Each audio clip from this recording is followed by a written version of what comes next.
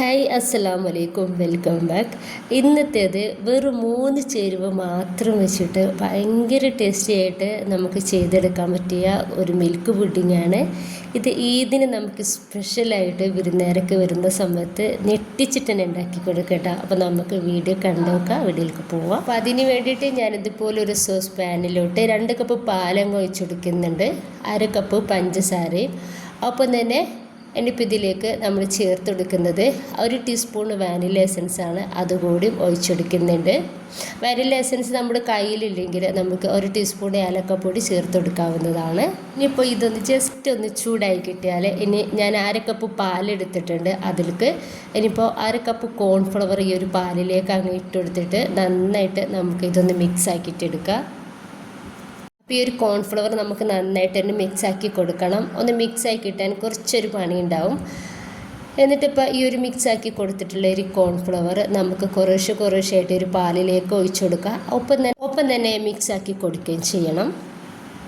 Cornflour ഒഴിച്ചു കൊടുത്തത് കൊണ്ടിട്ട് തന്നെ നമുക്കിത് വേഗത്തിലൊന്ന് തിക്കായിട്ട് കിട്ടും. ഇതൊന്ന് തളിച്ച് കിട്ടിയാൽ മാത്രം മതി.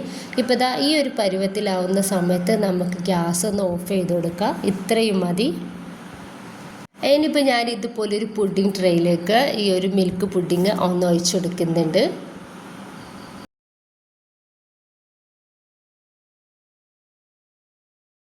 ഇനിയിപ്പോൾ ഈ ഒരു ചൂടോടെ തന്നെ നമുക്ക് കുറച്ച് കൊക്കോ പൗഡർ ഇതിൻ്റെ മേളിലോട്ട് എല്ലായിടത്തും ഇതുപോലെ ഒന്ന് വിതറി കൊടുക്കാം.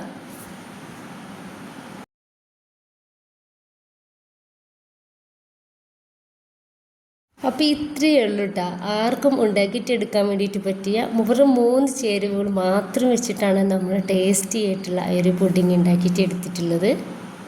അപ്പോൾ ഫ്രിഡ്ജിൽ വെച്ച് ഒന്ന് തണുപ്പിച്ചതിൻ്റെ ശേഷം നമുക്കിത് കഴിക്കാവുന്നതാണ്. ഭയങ്കര ടേസ്റ്റുള്ളൊരു പുഡിങ്ങാണിത്. നമുക്ക് ഇതിനൊക്കെ വെറൈറ്റി ആയിട്ട് വിരുന്നേരൊക്കെ വരുന്ന ഒരു സമയത്ത് ഞെട്ടിച്ചിട്ട് തന്നെ നമുക്ക് ഈ ഒരു പുഡിങ് ഉണ്ടാക്കി കൊടുക്കാം. അപ്പോൾ എല്ലാവരും ഒന്ന് ട്രൈ ചെയ്ത് നോക്കുക. നിങ്ങൾക്ക് ഇഷ്ടമായിട്ടുണ്ടെങ്കിൽ നിങ്ങളുടെ എല്ലാ സപ്പോർട്ടും ഉണ്ടാവുക. സബ്സ്ക്രൈബ് ചെയ്യാനും ലൈക്ക് ചെയ്യാനും കമൻറ്റ് ചെയ്യാനും ഷെയർ ചെയ്യാനും ഒന്നും മറന്നു പോകരുത്. ഓക്കെ, ഇൻഷാ അല്ലാഹ്.